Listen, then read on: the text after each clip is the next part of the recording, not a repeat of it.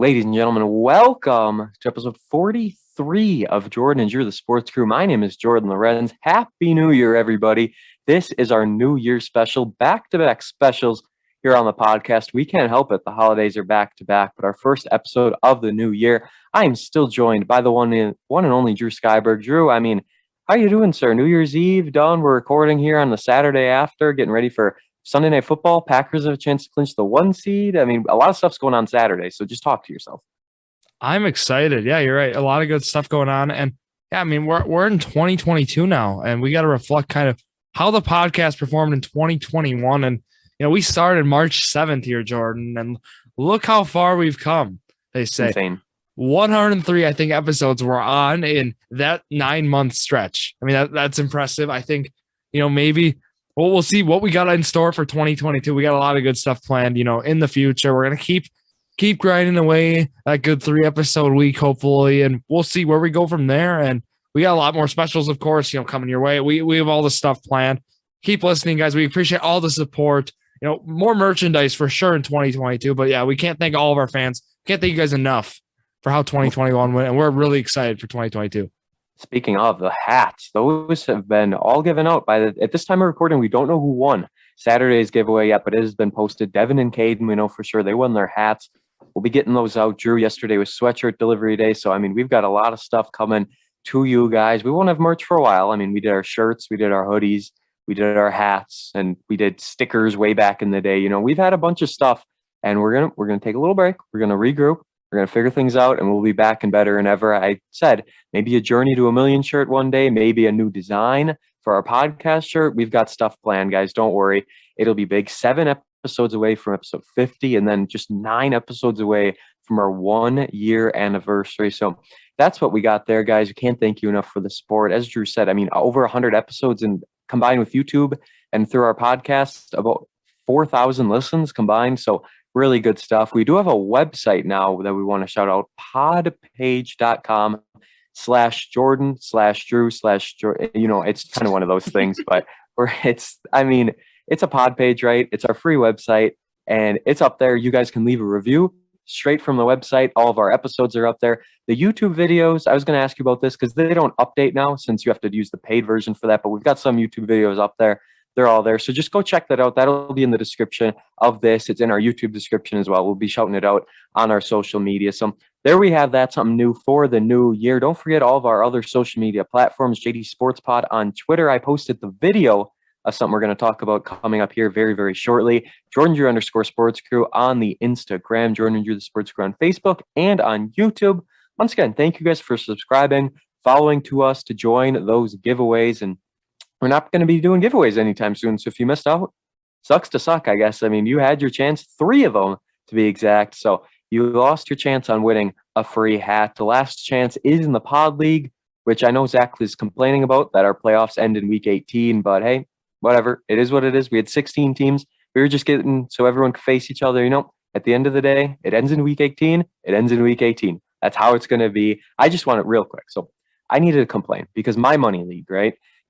I'm in the championship game. This is my 3rd year in the league. My 1st year in the league, I lost to this guy in the championship. I was the new guy. It's a bunch of older people with my uncle in this league. I was the new kid on the block, came in. I was projected to lose only 1 game. I lost more than that, but I made it all the way to the championship and ended up losing. Now, 2 years later, it's the rematch. Me and the same guy here in the championship game. He's looking to three-peat. I'm not about to let this happen. However, I've got struggles. Lamar Jackson, quarterback, he's hurt. He's not going to play. Kirk Cousins, found out on Thursday. He's on the COVID list. He's not going to play. I still don't think I'm going to have James Conner, right? And I don't have Darrell Henderson anymore. So 2 of my top running backs and both of my quarterbacks are out. I have Justin Jefferson, but how is he going to do with the backup quarterback? You know what I mean? So now I had to go on the waiver wire. Boston Scott is my starting running back, along with who's my other running back? I don't even remember at this point in time. But I have Boston Scott as my running back right now, and this is a big risk because you never know what's going to happen with the Eagles. So I'm stuck with Boston Scott and my other running back. Oh, Swift, he's back of the Lions. He's my other running back. But at quarterback, in the championship game, Tyler Huntley or Trey Lance. They're both rushers, so that's good. I think I'm going Trey Lance, but you'll know by now I personally say you go Tyler Huntley. I know. Yeah, I don't know. I like what I mean. Look how he played against the Packers, Jordan. I think a guy who he played as well. I mean, I'm not gonna say as well as Lamar Jackson, but he certainly filled out Lamar Jackson role, and he kind of fit in that offense. I know. We see the Ravens. A lot of injuries are going on right now with them, and there's a chance. I mean, just the secondary is depleted, but they're gonna give a lot of points. But I think Huntley's going to play well, and he has when he has filled that role. And I think he is more upside than a guy like Trey Lance. I know, but it's up to you. Don't know. My opinion.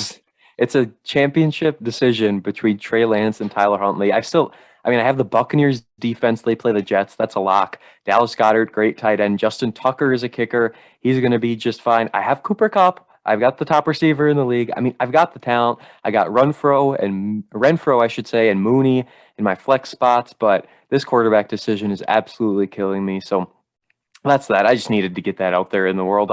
We'll post about it, and we'll figure out if I made the right call or not. Like I said, Trey Lance is playing Houston, and I know Houston just upset the Chargers, but Houston's just not a good football team. So I think I'm going Lance, but we're going to have to see. He's got Kittle. He's got Debo, I don't know. I really don't know at this time. Shout out of the week. Let's waste no more time. Zach Erdahl. You're probably all like, what? Who? Of the Wisconsin Badgers hockey team on the game on Tuesday against Yale, scored his first ever collegiate goal. Shout out to Zach Erdahl in the win there. Badgers won 3-2 in overtime. Then on Wednesday, they played the 16 seed Providence in the championship game.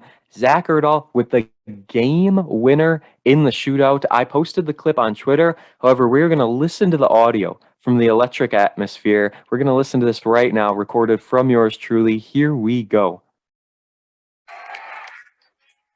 He's going to take the shot right now.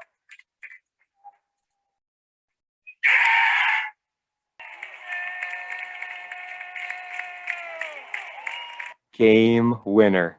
This is unreal, Drew. It really was. But yeah, when you beat the 16th ranked team in the country in hockey at the Pfizer Forum, that was incredible. And we'll get into it later. Talk me through it. What was it like? Hockey talk is happening right now. We're talking all about it. Pfizer Forum, holiday face-off, 2 games. We were there. Guess the attendance real quick for the Badger game. Badger game? I will say, I'll say 4,000. 6,225 according to their website. It really filled up. First game, it wasn't a whole lot. Bowling Green ends up beating Yale 2-1. Both teams struggled on the power play. There were penalties left and right, but no one could get a power play goal. I don't know why, but like I said, they were struggling. Yale first in the NCAA in penalties. They sure proved it. They nearly came back, scored a goal, but couldn't do it. So that was our first game. And then we got some nice Chick-fil-A. We were waiting, walking around, and it was Badger time, baby. Badgers down 2-0 in the second period. First period was scoreless. Second, they're down 2-0. Mo gave up 1 goal because he lost his stick. He didn't have a stick, right? So that's how the goal went in. It swiped right through his left side. And then the second goal, just an absolute error. Dude didn't know where the puck was. He was looking the wrong way. Such an easy shot for goal. Badgers were able to come back in the third period. They had the luckiest deflection goal I've ever seen, an unassisted goal. And then Daysame Fall once again comes up clutch, has another one. He had one in the game on Tuesday, and he gets one here. We go to overtime, 3-on-3, 5 minutes. No one scores. Badgers had the puck with the last minute. They bide all the time they possibly could. Nothing. Come up empty. We go to a shootout. I know you guys were completely confused at a shootout. You're like, what is going on? But we got there. It was a best of 3. It was 1-1 after 3. It went to the 6th person. That is how intense it was down the stretch. And like I said, the one and only Zach Erdahl, collegiate goal, first ever one in the game before. And then this night ends up with the game winner. They interviewed him after. He got a box of Glazers as a reward because it was sponsored by Quick Trip. So I thought that was funny. But I mean, I didn't expect the Badgers to win. I predicted the correct score, but I didn't think the Badgers could actually do it. I know they beat top teams in the year, but Drew, talk us through it, man. This is our hockey talk segment for the week. How was it at the Pfizer Forum? Okay. Coming into it, I didn't know what to expect.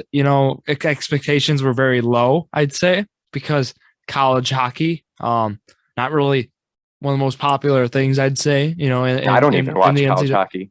Yeah, my point. Not that popular. So coming in, I was like, okay, let's see how this goes. So first game, it was a lot of.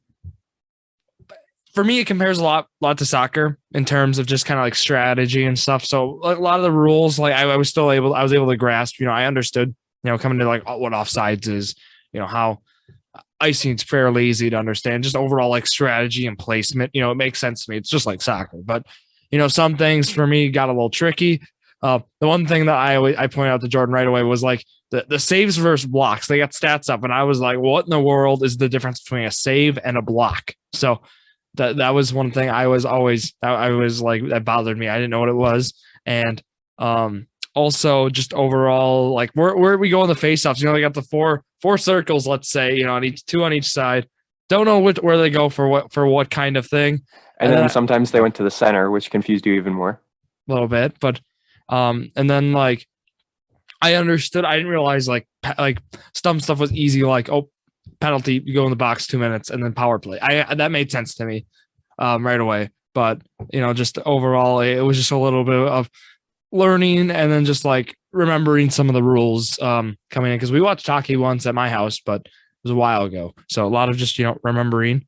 But overall, I was impressed. I really enjoyed it, especially the Wisconsin game. That was more of an atmosphere of a hockey game, and I think it was a really great experience. And I encourage people who are not fans of hockey to maybe just give it a try. You might not like it, but hey, if you just go for a game, maybe an Admirals or Gamblers game, just something like that, maybe a college hockey game, just to kind of get a feel for it. But it's certainly the intensity, the how I describe it, soccer strategy with like the football contact, almost, even maybe not that much contact, but just rugby contact. Yeah, there you go. It's a more aggressive, more contact, physical version of soccer is kind of how I feel on ice, is how I put it into words for me. And then I occasionally use different sporting terms in it, because that's the best. And it was a lot of fun.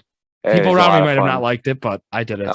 The guy to my left certainly did not like it, but I mean, whatever. That was him. So, like, I was going to say two things here. So, first of all, like, I think it's like $15 to go to a Gamblers game or something. I mean, the tickets are super cheap. Those are in Green Bay at the Resch Center. The Admirals are a little more expensive, but they're AHL. So they're like the AAA, of the MLB. It's like that next step. So the AHL to the MLB, or to the NHL, I should say. And other than that, the first game, Bowling Green and Yale, it was just a bunch of Badger fans there. It's all red jerseys, all red shirts and stuff. So we didn't really have anyone to root for in that game. It was just, like I told Drew, it's like you pay for the Badgers, you come first, you get free hockey. It's like a big boxing fight. Everyone's coming for the big main event. You might not know anyone in the early prelims. Some people come and watch them, some don't. So that's basically how I described it there. But overall, just a super fun time. And maybe we'll do it again next year at the Pfizer Forum. They said they're going to bring it back. So we'll have to see if they do or not. I'm hoping they do. I mean, it was supposed to happen last year, but it didn't because of COVID. Now we finally got it this year. So let's move on to the stats of the week. There's a lot of them, a lot of football ones here as well. I think they might actually. There's one hockey one, and then the rest are football. So the Patriots and Bills happened last week. It was the first time in Bill Belichick's 392 games as head coach of the Patriots that they failed to force a punt. Yikes, Patriots are hot, and now they're kind of cold. So maybe they rebound this past weekend, but we'll have to see. The Saints in this atrocious Monday Night Football game against the Dolphins, they had -2 yards in the first quarter. Ian Book, Drew, any comments on him? I really didn't watch the game, but man, I think he got sacked 8 times. Like, this was terrible. Yeah, I watched a bit of the game. He's not ready yet, and it sucks that COVID has really put guys in the spot like that are not ready to have to perform at this level. And, it's a tough situation for everyone, but it's especially unfair to guys like Book, who, certainly has the potential and stuff, but he's just not ready yet. And it was tough to watch. And they described him as the backup to the backup, which I don't necessarily get because he's the 4th stringer.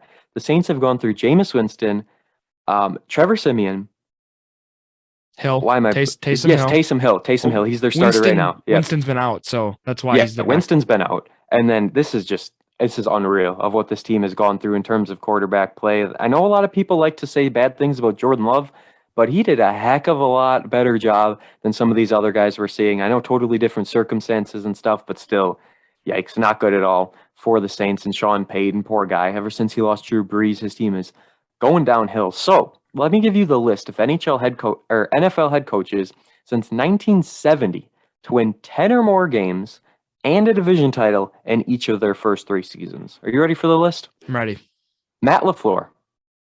That's the That's list. it. That's the list right there. That one guy, our coach, I love this man to death. He has been, obviously, he has Aaron Rodgers. It's entirely different that he gets to rely on him and all that. But still, I mean, people don't give this guy enough credit. The Miami Dolphins, they may not be getting enough either. They started the year 1-7. They're the first team in NFL history to win 7 straight games after losing 7 straight. So talk about a turn of events for Miami. In NFL history, another team that punched their ticket, the Bengals. First team in NFL history to have a 4,000-yard passer. I'm just going to stop right there. Joe Burrow, 525 yards. Did you see this man last week? I mean, tell me he's not the future of the league.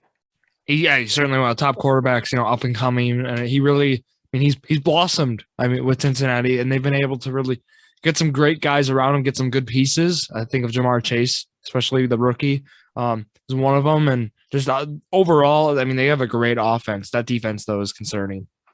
It was good at the start of the year, first 3-4 games, and I picked him up in fantasy, and then I think I cursed him because ever since I did that, they kind of plummeted. So Jamar Chase, like you said, I know a lot of people picked on that pick, and they made fun of that pick. I guess that sounds a little better because they wanted an O-line guy, but Chase has been doing fantastic. He's going to be on my fantasy watch for next year if I can get him kind of later, maybe potentially, but we'll have to see. Joe Burrow Baker Mayfield, they're tight right now as my favorite quarterbacks besides Rodgers. Anyways, Bengals first team in NFL history to have a 4,000-yard passer, a 1,000-yard rusher, and not one, but 2 1,000-yard receivers, all 25 years or younger. Joe Mixon also a huge point of this offense. He is a must-have in fantasy coming up moving forward. The offense can revolve around him any week. Regarding the game plan, obviously, if Burrow's going to throw for over 500 yards, it's not, but still. Last one here, Alex Ovechkin, now the most power play goals in NHL history. So good job, Ovi, getting that mark. We were going to record Sunday morning, right? So we would have been able to talk about our Bucks bet because all 3 games would have been done, and then the Winter Classic. But we're going to have to wait until next week to talk about all those. The Blues and Wild NHL Winter Classic on Saturday. Hopefully you all watched it or at least saw some clips of the absolute beauty that Target Field is with that hockey stadium. Let's go to on this day, January 3rd, 2022. The Boston Red Sox baseball club owner, Harry Frost, announces agreement to sell slugger Babe Ruth to the Yankees for $125,000 in cash. And listen to this, a $350,000 loan. Interesting. And that was at the start of an 84-year curse of the Bambino, but cash and a loan as they got rid of Babe Ruth. So very interesting. On this day, 1971, not one, but 2 things. The first ever AFC and NFC championship games. The AFC saw the Colts, Baltimore Colts, that is, beat the Raiders 27-17. The NFC championship game saw the Dallas Cowboys beat the 49ers 17-10. So let's go 12 years later on this day, 1983. Tony Dorsett, we talked about him in Derrick Henry's run because this is the day where Dorsett set the record, a 99-yard rush. Cowboys won 31-27 in that game. So back to hockey. It's a common theme here today. On this day in 1991, I was going to say 20 years ago, but it's not anymore. It's 21 years ago. Wayne Gretzky became the fastest and youngest player in NHL history to score 700 goals in the Kings' 6-3 win over the Islanders. 2 years later, on this day in 1993, Frank Reich of the Buffalo Bills, the comeback, a 32-point deficit as they win 41-38 in overtime. Greatest comeback in NFL history. Drew, I know a lot of people like to talk about the Super Bowl, but was it 28-3? And I know this was just a wild card game, but still, if you can come back from down 32, we should be talking about it a little more than we do. Certainly, this is one I've never really heard about. I'm Me sure either. I've seen something about before, but like this, it's not a comeback that comes to mind. And yeah, now 29 years ago with the new year. So that's Unreal. Yeah. We could have watched this game in the Summer Sports Spectacular, but we didn't. We're not going to have a Summer Sports Spectacular 2, just so we're all on the same page. It's not happening again this summer. On this day in 2016, Jimmy Butler breaks Michael Jordan's Chicago Bulls record for points in an NBA half. This just happened 6 years ago now. He scored 40 of his 42 points in the second half I remember this actually, which is kind of odd, but he beats 115 to 113. So a very close win, but a big 2-point win there. And Drew, we're going to keep that momentum going. So we're going to talk a little Bucks and NBA real quick. There's not a whole lot to talk about. However, our bet was, are they going to win over or under 2.5 games? Currently, they've won 2. They beat the Magic both times on the 28th, 127 to 110. Then on the 30th, 136 to 118. So this Bucks team's putting up points again, 127 and 136 in back-to-back games. They play again Saturday night. What are your thoughts now? They're 24-13. Do you think everything is finally coming together? I know there's still COVID problems going around and some guys aren't getting to play their minutes and everything, but I feel like finally this Bucks team, they've got quite the winning streak going, 5 games in a row. They have now won, might be 6 at the time of recording. I think things are finally on the right page for this team. You bet they are. They got everyone really back with that big 3 that we talk about in Middleton, Holiday, and Antetokounmpo. And now with that, I mean, like they've been, I think the record right now, I think it's 15-2, 16-2 when all 3 of those guys play. It's something ridiculous like that. So when you have all 3 guys, and plus the schedule has not been so great, playing one of the worst teams in the league in the Magic back-to-back games, I mean, it's very, very generous scheduling. They played them 3 times, swept them already this year. Right.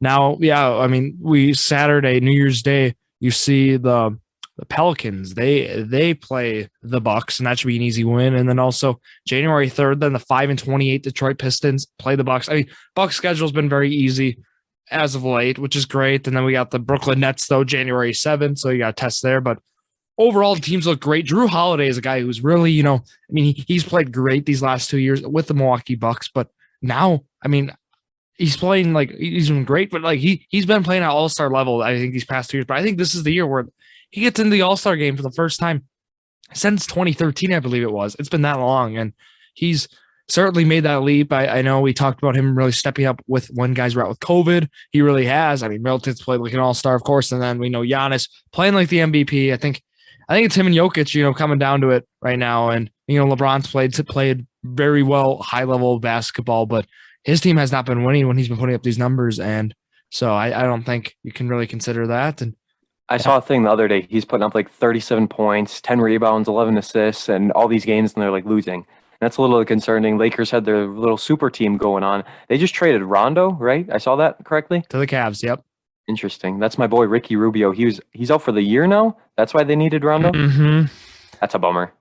Yep. I was a big Ricky Rubio guy when he was on the T-Wolves. I don't blame you. He was a great player to watch. I played in Spain for some basketball. Yes. Covered it. I did a little bit in my Spanish class on him because why not? And looking through the standings in the Eastern Conference right now in 2022, the Bulls sitting up top. Yeah, nobody would have thought this. 23-10. They're the 1 seed right now, Jordan. DeMar DeRozan's playing at a superstar level right now, and it is insane to watch. Him and Levine may have a dynamic duo going right now. I still think, I think the Bucks are going to finish in that 1 seed. Maybe the Bucks or the Nets. I think those are the top 2 teams to finish it. But, seeing the Eastern or the Central Division having competitors is incredible because the Bucks really haven't had competition in the division for years. Well, yeah, and that's how it makes you better. And yeah, now we got the Bulls and the Cavs actually playing at a playoff level. I mean, it used to be just Bucks and then Pacers sneak in at a 7 or 8. Right now we're seeing we are seeing all 4 teams. I mean, other than the Pistons, got to disregard them, but that's expected. Yeah, and just let me make sure here. Who do the Cavs have that they're so good? The Cavs? Well, if you look at Evan Mobley, he's been playing well. Darius Garland's been playing phenomenal right now for the team. Kevin Love has, came back, and now he's playing at a Kevin Love level right now, which is awesome to see. But yeah, they've had some good rookie plays. Jetty Osman, he's been playing. They have some solid shooters been playing, and they've had some COVID problems, but they've been able to bounce back. And then another guy I want to throw out is Isaac Okoro. He's been playing. All those guys I mentioned, that young core, they've been really able to develop really nicely since, if you look at LeBron's departure, it's been kind of tough. And now we're starting to see a respectable Cavs team. So there we go. Only took a few years and they got back in it. So that's basically it for NBA, right? We want to talk some college now. I just looked. Green Bay ended up on the losing end here on Saturday. A tough loss to Wright State, 72-69. They were in it until the very end. Come up with another loss. This team is 2-11. this Will Ryan era is not going how people wanted it to, and it's tough. They have not won a game since December 2nd. That was their first Horizon League game. They won 2 straight because right before then they beat a Division III UW Superior. So those are the only wins for Green Bay on the year. I mean, we're talking about it because this week, coming up on Wednesday, Milwaukee and Green Bay. It's Drew and I's rivalry. They play at the Resch Center in Green Bay. Don't believe I'll be going to that one, but still, that is a big time game over at the Resch Center, and it's a nice little Wisconsin rivalry as well. Do you want to recap the standings of the Horizon League? Because your Milwaukee Panthers certainly haven't been at the top. They just won. They beat the Did they actually? They came back. They were down. Oh, they were down a little bit. They came back. They win by 6 against Northern Kentucky. I cannot believe it. We only lost by 5 to Northern Kentucky, if you believe it or not. Vin Baker, Jordan, the second half, 38-18. The Panthers outscored Northern Kentucky, the Norsemen. And that can't happen. Oh, well, Jordan, it happened. And look at this. Vin Baker Jr., career high 14 points. And, no PBJ. PBJ's been out the last 3 games, still due to COVID-19, they say. So that's been a couple of weeks already. And still are saying COVID-19, sir. So not sure what's going on, but I am happy with this result. I mean, we haven't won. It's been a long time. That is now the 4th win. Well, they had some exhibition games against some like D2 school. I think it was. I don't even know if they're D1. St. Xavier in Illinois. I'm not thinking they're D1. But I don't think so. So my point is they finally beat an opponent on the road, and yeah, they didn't have PBJ, so that's a big win for the Panthers team. And yeah, you're right. With that to cap it off, let's read some Horizon League standings right now, and I got them up right now, and now I got to get the updated ones up after some results coming in. Yes. I'll say real quick while you get that up, I just hope it's not one of those situations where PBJ comes back and he screws up things on the offense, right? Like it's one of those situations where a big player comes in and obviously they're the star of the show, best player you got, but still highest recruited recruit in the Horizon League ever to come through. But this team just won a game, right? So now you're coming in and you're throwing things off. I know they played together earlier in the year. That's just a little concern, little thought right now. I agree. Certainly that's been a concern with like guys like Golston and Donovan Newby. I mean, go listen to my Milwaukee recap with Elise Fisher. We talked about these guys. So now looking at the standings, though, Milwaukee, sitting at 2-2. They're in the middle of the pack right now in the Horizon League. Cleveland State and Oakland are the 3-0 teams. Youngstown State, Detroit Mercy, both 2-0. 3-1 Wright State then at number 5. Milwaukee sitting alone at 2-2, number 6. Purdue, Fort Wayne at 1-2, and then Northern Kentucky, Green Bay are tied then. And then we got 3 winless teams right now with UIC, IUPUI, and Robert Morris to round it out. So, yeah, like you mentioned though, like PBJ, there's been times where she shot this team out of the game. They could have beat Youngstown State, lost them, I believe, by 1. So, I mean, the list goes on. We've had, it's not just PBJ, but guys have shot that team out of games basically, and that's happened. And they could certainly turn this around. I think they could host a Horizon League tournament game, one of those opening rounds. Certainly, this team could get a tournament bid by winning the Horizon League tournament. I mean, any team could, of course, but I certainly think Milwaukee has the power to do so still. So, yeah, that's the Horizon League right now. And now we go down, right? We love to do this. We go from high school, college to NBA, or Big NBA East? From college to high school. Oh, Big East. Yeah, Marquette. They just lost in double overtime. I'm sorry. Marquette. We have to talk about our painful. This one will be quicker. Big East. This sucks. It was a very sad game. I watched it, of course, watching my Marquette team. They were up 3 with 3 seconds left in first overtime. And what happened was, it was Marquette ball. They overturned it. Okay, Creighton ball. Gotta just play some defense. 3 seconds left. And Oso Ighodaro, guy gave him a little pump fake, and he was still there to cover it, and the guy kind of faded to the right, and he drained the 3, forces double overtime, that all Creighton, a lot of forced shots. This Marquette team is struggling shooting right now, and just overall shot selection. We saw Justin Lewis had one of the worst games of the season for himself, only finishing with 9 points, and he just didn't shoot well at all. Looking for where he shot 4 for 18, yuck, and then also Tyler Kolek shot 4 for 14, and Oso Ighodaro, though, had the game of his career so far. 10 for 12 from the field, 22 points. Tyler Kolek is so effective in the pick and roll, and that's really how he got those points. I believe he's one of the best pick and roll guards in the country. I think he's like number 5 right now. He's in that top list of guards. So that's one of their strengths for this team. But also Cam Jones was out due to health and safety protocols. That played a big factor. He's a starter for this team. Very good player. I think you have him. You might come out with a win this game, basically. But enough of me making excuses. They lost. Let's go to the Big East standings. We got Providence and Creighton both sitting 2-0 right now atop the Big East. Butler's also 1-0. Xavier 1-1. UConn 1-1, Villanova 1-1, and then St. John's and Georgetown have not played yet due to COVID, so they have not played a game yet in the Big East play. Seton Hall 0-1, DePaul 0-1, Marquette 0-3. Yuck. Okay, so that's why I want to make it quick. Providence is ranked, Xavier ranked, UConn I believe was ranked. I mean, all these teams have been ranked some point this year. Nova, of course, they've been ranked in the top 10. Just all those teams have been, and we can see them ranked probably. I think Creighton, you might get some points. They might sneak into the top 25 too. But that is basically the Big East talk. I also wouldn't be surprised with St. John's as well. So it's a tough conference. It's tough. I mean, it's a gauntlet. Yeah, you said it correctly. For Marquette, 0-3 at the bottom. I'd rather be 0-0 in the conference. I would rather not played yet than sit through these Marquette losses. So let's go to high school now.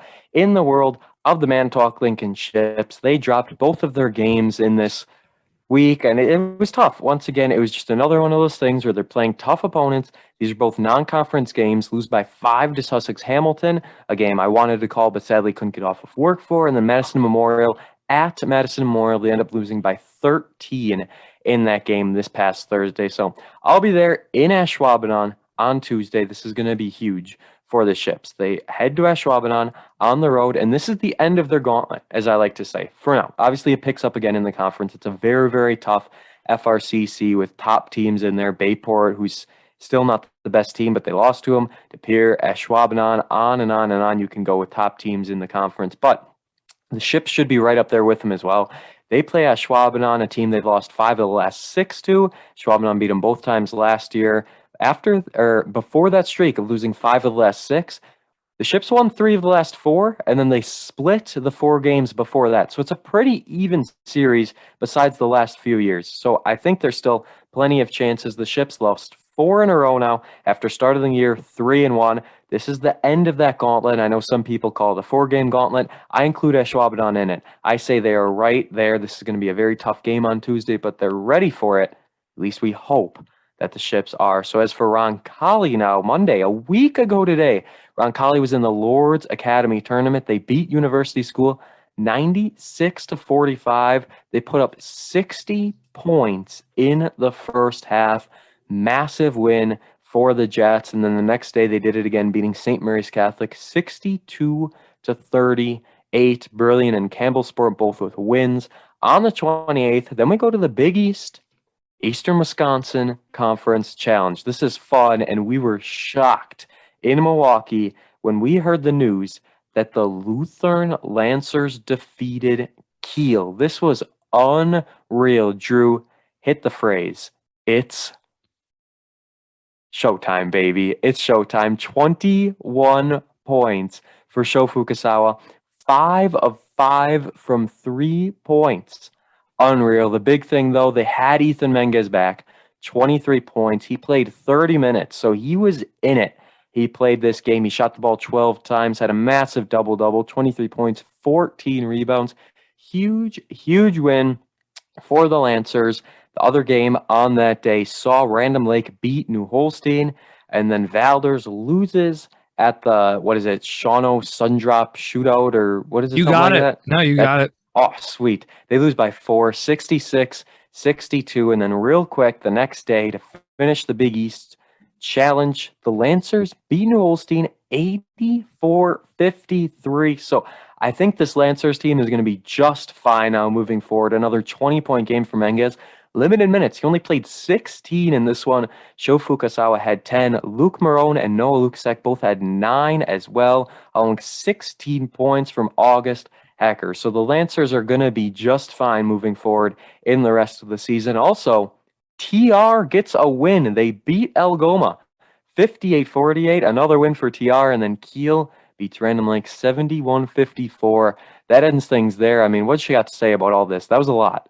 Okay, well, let's get started. With Showtime, like you mentioned, it is definitely Showtime. Like you mentioned, 5 for 5 for 3. It's ridiculous. It was. I could not believe they won. 15 for 26 from 3 they shot. That is insane. That's unreal. I don't know, and I don't want to take anything against Lutheran. Having Menges back was big for this team. He put up 23 leading score, like you said, but I don't know. Let's say they play Kiel again. I don't think they beat Kiel again. But no, I don't think so. They're not gonna. You're not gonna shoot 15 for 26 from 3 every night. And I also don't think. Yeah, I don't think Kiel was ready for Menges. I don't know how much they prepared for Lutheran, but I don't think they prepared for Menges being back. And if they did, then I guess props to Lutheran for having the hot hand. Well, show Fucus how he is a bad man. He really, putting up 21 against Kiel against Pierce Arns. That was something else with him. And he's going to be on the pod this Wednesday. Yeah, I think he's going to be on Wednesday. He should be on. If not, I apologize. We weren't able to get it done, but he should be on this Wednesday. I hope he comes on because this, after a performance like this, we got to have him on. Jordan, hopefully you get some questions out about that to him. Yes. Regarding, thank you. And overall, we saw Valders lose a close one to Wrightstown. And right now, a running joke right now by Robert Shimmick is that Valders has the same record as TR. So thank you, Robert, for that. Oh, no. That's bad. At 2-6. Different scenario considering Valders has beat TR by 30 plus. And also, I find it interesting how Roncalli won by 50 plus again. Well, they put up 60 in the first half. So I don't want to hear it. That's sure Pouts played a lot in the second half. I'll leave it at that. I wasn't watching, but I'm sure he got some good minutes. I'll check it out real quick. Anything else you want to discuss here? No, I think, great holiday action there's certainly some good games. Look at it around Kiel, Manitowoc, Lutheran. But now, we have conference play kind of resume after that break. Actually, we got some non-con games still before we get started. I was going to say, we've got an interesting schedule. It doesn't show the minutes for Roncalli games, so no minutes here on Wiz Sports. But looking ahead, tomorrow, 6 games in the EWC. Roncalli's at Plymouth, Mishkot at TR. That'll be a fun one. Hilbert at Brilliant, New Holstein at Howards Grove, Kiel at Kewaskum, and Falls at Oostburg. So that's the schedule there before we get into it on Friday. This is the big one, and Drew, this is our bet of the week. We're doing it again. Roncalli and Brilliant. This is the game, right? This is what it comes down to. And my question to you is Roncalli over or under 6.5? If they win by that much? Yep. I'll go under. Okay. You're going under. I'll go over. Just to be different, wow. I'm going to do it. I was a lot more confident in the Valders one than I am this one. But just to be different, I'm going to go over. We both said the same thing for the Bucks and our long bet with the Jaguars. So I'll be different because I think what could happen is you've got a 5-point game with a minute left or something, and then it just comes down to free throws. You know what I mean? And that makes it an 8 to 10 point game. That's what I think could happen in this one. Oh. But we'll be there, and this thing's going to come down to the wire. Yeah, I think Brilliant can win this game. I mean, okay. Watching both teams play now, I think, they certainly got this. It comes down how you defend Luke Pouts. It really does. How much, averaging now 32 a game. It's gone down a few points, so only 32 now. Yeah, I know. It's gone down. How dare it? Incredible. Still one of the, top player. I mean, it's him and Lawrence, obviously, that debate, whatever. That's a whole different, topic right now. But Luke Pouts, that is a whole episode. You're right. Cause that's so close. Both players have been playing, they're the top 2 guys in the conference, and Luke Pouts, certainly you got to stop him on that team, but he has some great players around him. I think they really win. We didn't give enough credit. I mentioned it in the Big East or in the Eastern Wisconsin Conference midseason recap, but he has some great guys around him, and like Stengel, Witzak, and even Yonda Fisher. Too. Yeah, Fisher. I mean, the list goes on, and there's some guys around him you got to stop around the perimeter, and Pouts is so great at, finding the open guy too. I think that's a really underrated aspect for him, averaging 4.3 assists a game too. So you just got to stop Pouts in general. I mean, it's easier said than done, of course. Oh, yeah.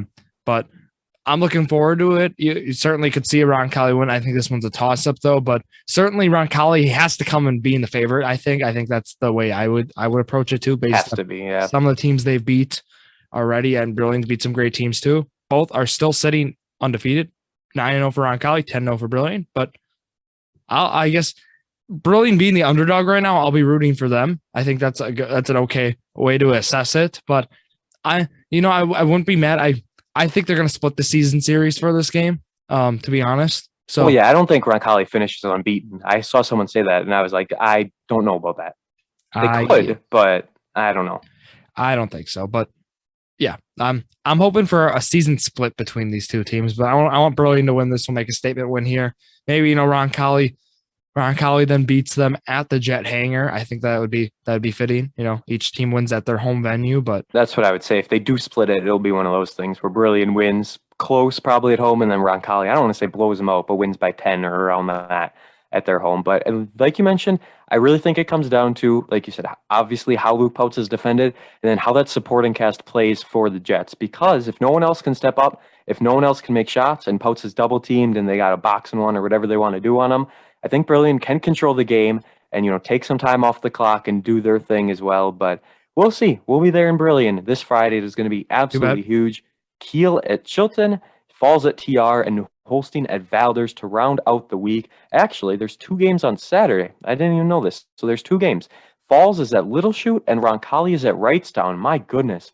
Roncalli plays Brilliant on Friday, and then next day heads to Wrightstown. That's a gauntlet of a schedule. Yeah, that's for me, talking Roncalli one more time here. With how they've been utilizing Pouts minutes wise, that's the whole reason I bring it up, is because, we've seen him some games play 30 minutes.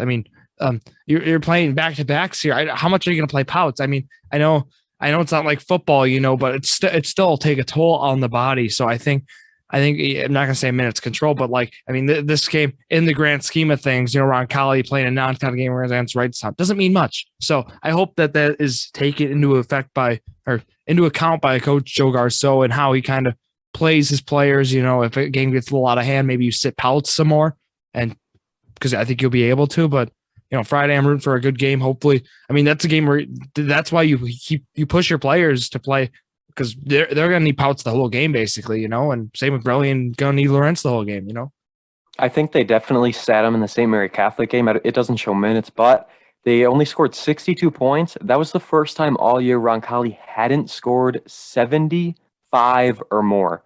So I think that definitely goes to show, unless he had an off game, that they kind of sat him a little bit more and were giving him that rest. And obviously they play Tuesday, Friday, and Saturday, all on the road. Absolutely huge week for the Roncalli Jets. We hate to talk about them that much, but when you're one of the top dogs in the conference, you absolutely deserve it. And yeah, the entire state as a whole in your division. So let's move on. Final thing we wanted to talk about was some bowl games. We'll be doing a huge bowl game recap with Johnny Tim at the end, where we'll talk about this and that and what happened, the standings. Jared right now, I don't know if this is Jared Valesky, but 23-10. 99.6 percentile as he's in first place right now. I've moved up. Is it? Yeah. Good for him. I am 4th now at 20-13, but 23-10 is at the top. And then we move down to find Drew. You're also right there. You're the same thing with me. We have the same record, 20-13. Caden, 11-22, still at the very, very bottom. Caden, I thought you knew your college football. And then Devin is at 16-17. Tied in a 2-way tie for second to last place. Parker Sonnenben, we just had him on the College Athlete Spotlight. He's 17-16, tied for third last. So there we have it there. But, Drew, let's talk about the college football playoffs real quick. There's not a whole lot to talk about. Votes left and right, as has been the trend with these college football playoffs. Alabama beat Cincinnati. Cincinnati didn't have an offense whatsoever. And then Georgia blows Michigan out of the water. Wasn't even close, setting up an Alabama and Georgia rematch, a game that I probably won't even be watching. Yeah. Both games were really blowouts yesterday. Not blowouts, but they weren't competitive. They really weren't. I think they said, I was listening, or when I was watching it at work, I think they said there's been, what did they say? 3 of the semifinal games in the 8 years that have been decided by 7 points or fewer. That's bad Like these are Yeah. supposed to be the top 4 teams in the nation, and for whatever reason, they're never close. Yeah, exactly. And kind of frustrating, hoping for an upset didn't happen. So yeah, we got basically the SEC championship again, but on the national stage. So it'll be for sure a good game, but a lot of fans, and especially in the college football world, are upset. I mean, Alabama, you basically see them in it every year. I mean, it's not like Sick of them. Yeah, and rightfully so. I mean, it makes sense, and better be a fan. Of Wisconsin. You get to watch Duke's Mayo Bowl last year. Get to watch Arizona State and watch them play them in the Las Vegas Bowl. So I mean, a lot of different fun bowl games for the Badgers, but for the Alabama Crimson Tide, you just get national championships.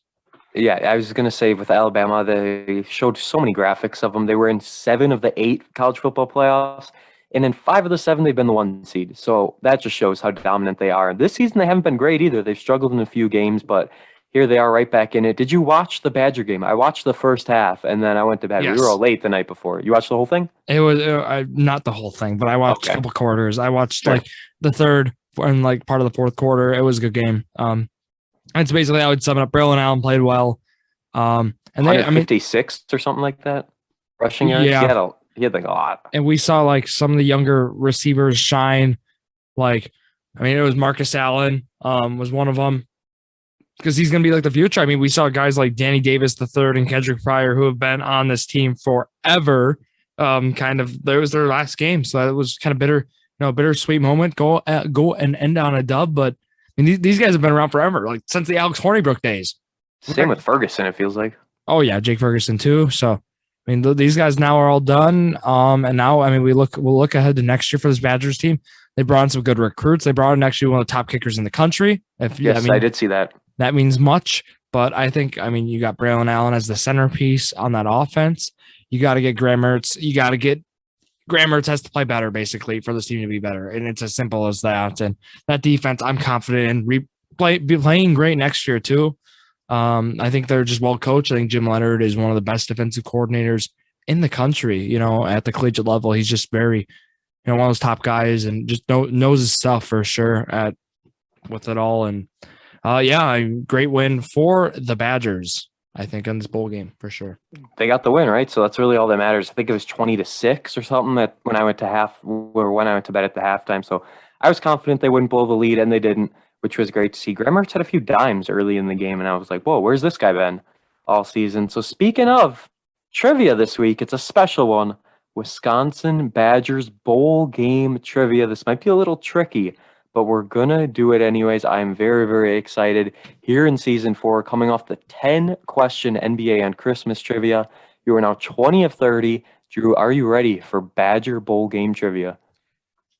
Let's do it. True or false? The first 3 bowl games the Badgers appeared in were the Rose Bowl. True. It is true. I knew 1953. It's like one of those that would throw you off because you would think, how have they been in 3 Rose Bowls to start? 1953, 1960, and 1963. Very, very spaced out, but those were the first ones they were in.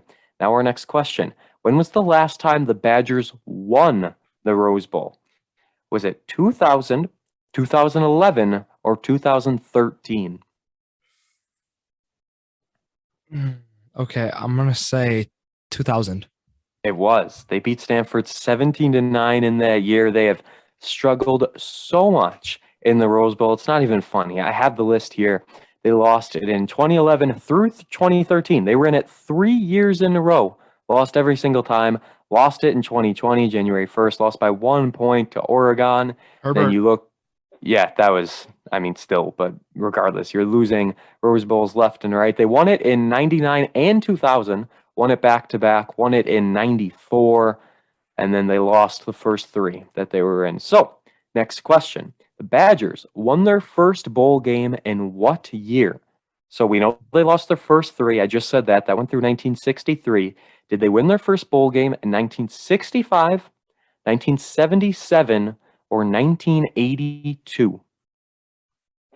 I'll say 82. That is correct. This is impressive. A great start to the bowl game trivia. Listen to this.